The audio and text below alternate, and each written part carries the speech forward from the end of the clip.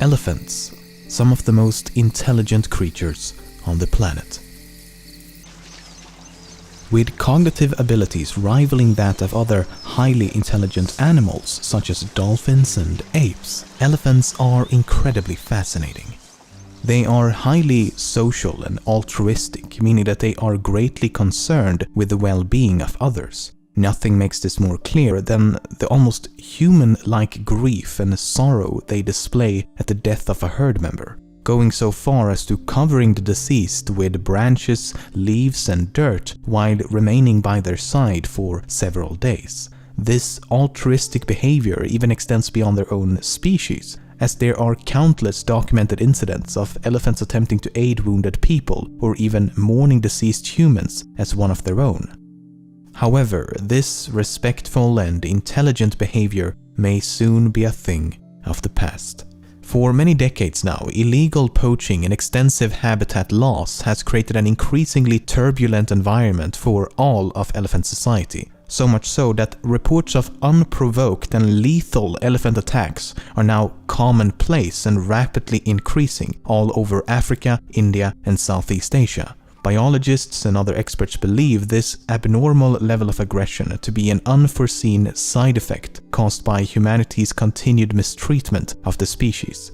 You see, much like us humans, young elephants need guidance and time to learn from their elders. Cows need to learn how to behave, how to communicate, what to eat and what not to eat, what's dangerous and what's safe, and the list goes on. I mean, it should go without saying, but children need their parents.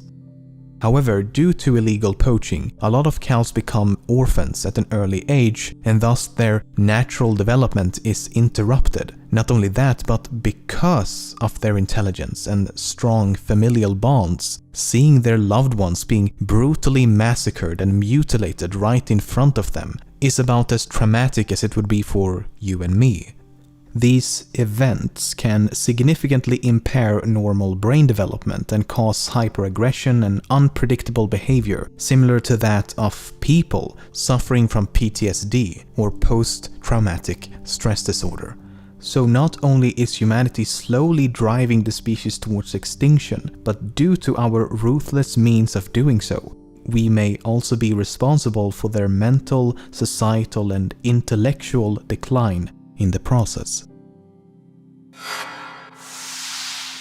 Okay, let's forget about humanity's failures for a second. It's just too depressing. Let's focus on one of nature's failures, like the platypus. An animal that would honestly make a lot more sense if it was inspired by Psyduck than the other way around. The platypus is one of the only 5 remaining species of monotremes. Monotremes are mammals that lay eggs as opposed to giving live birth and are endemic to Australia. It was discovered by European explorers in 1798, and a specimen was later examined by zoologist George Shaw.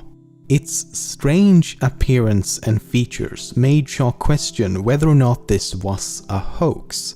Again, how can you not? It looks like a reversed beaver. He writes in a scientific journal from 1799 that of all the mammalia yet known, it seems the most extraordinary in its conformation, exhibiting the perfect resemblance of the beak of a duck and grafted on the head of a quadruped. He also writes, it naturally excites the idea of some deceptive preparation by artificial means. So, in more modern terms, was this just another social experiment by some 18th century YouTube prankster, or could this specimen truly be that of a real creature? Evidence for its existence and its supposed egg-laying capabilities remained highly debated topics for almost a century. Of course, we now know that this Scrooge McDuck-looking Pokemon template of an animal is more real than your hopes and dreams. How do you tell a lion from a lioness?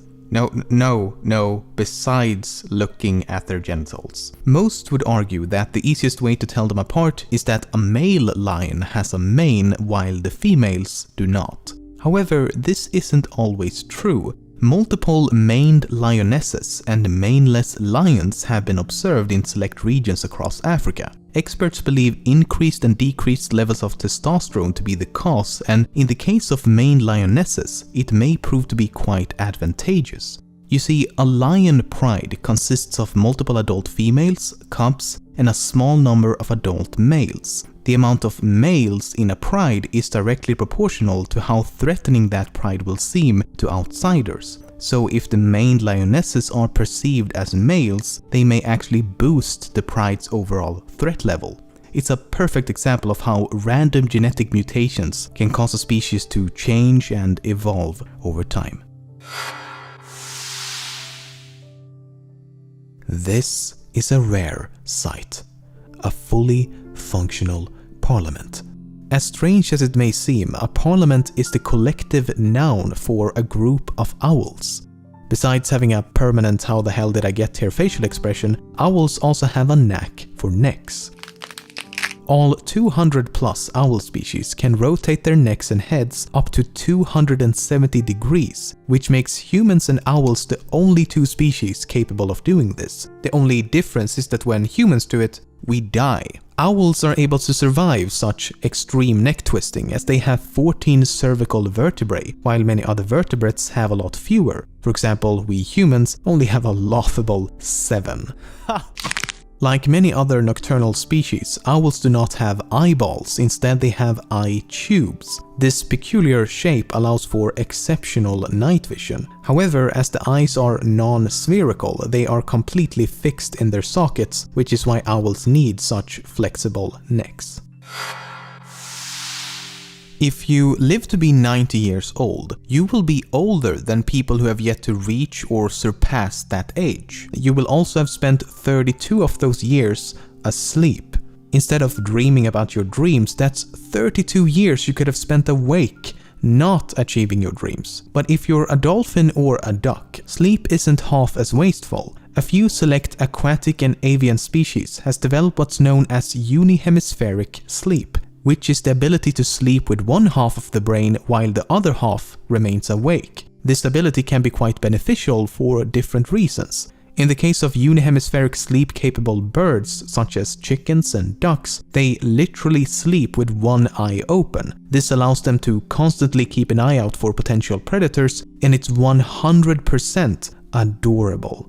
On the other hand, various aquatic animals, such as dolphins, aquaman, and whales, use this ability to surface for air even when they are half asleep. It's been widely scientifically unproven that if humans had this ability, we would spend this extra time speculating over what we would do if we had more time. When ants sporadically roam about in search for food, they can travel as far as 200 meters from their nest. To avoid getting lost, most ant species leave scent trails and can thus smell their way back home. They can also keep track of directions using the position of the sun, and by combining this information, they can work out the shortest path back to the nest. But in certain environments, this method of navigation is not an option. Such is the case for the desert ant. The featureless landscape, along with the windy conditions of the Saharan desert, completely negates the use of scent trails. Instead, they've learned to count the number of steps they take to keep track of travel distance, a sort of internal pedometer. You may be wondering, how could we possibly know this? Well, a team of researchers observed as a group of ants slowly made their way towards a piece of food. Once they arrived, the ants were collected and experimented upon. 25 of the ants received stilts, and another 25 had their legs shortened. As the ants made their way back home, something interesting was observed. The stilt-legged ants overshot the nest by more than 50%, while the amputated ants undershot the nest by nearly as much. In other words, they must be using an internal step counter to keep track of travel distance.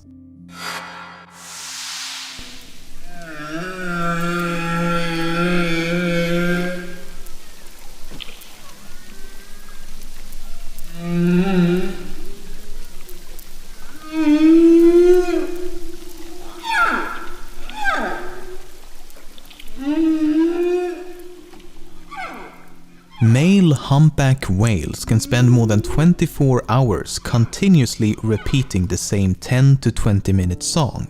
So what you're listening to may be one of the hottest mixtapes to hit the blue market. Either that or Chewbacca is in dire need of help. The purpose behind these extensive musical performances largely remains a mystery. Researchers believe it could be to attract females, to challenge other males, or a form of echolocation.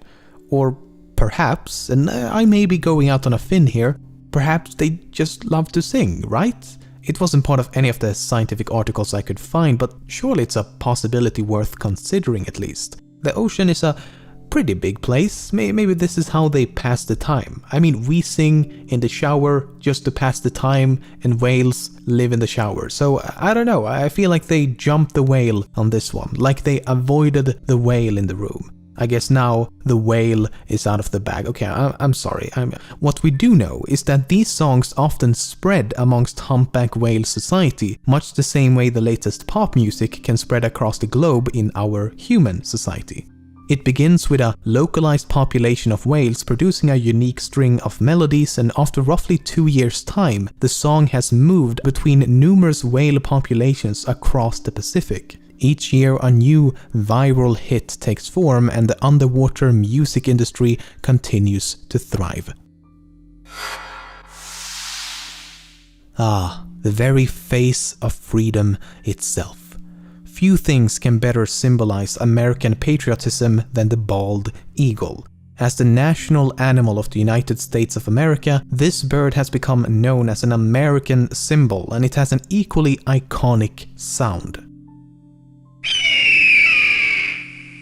The problem is, this is not the sound of a bald eagle. Credit should instead go to another North American bird known as the red-tailed hawk. Whenever a bald eagle made an appearance in the early days of television, it was often dubbed over with a powerful scream of the red-tailed hawk, as it has a rather unimpressive screech of its own.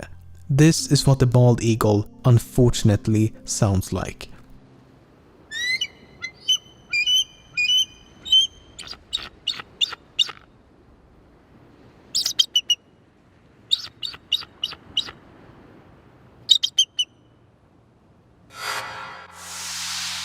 Bees are capable of flapping their tiny wings with an astonishing speed. Their wing beat frequency has been recorded at 230 flaps per second.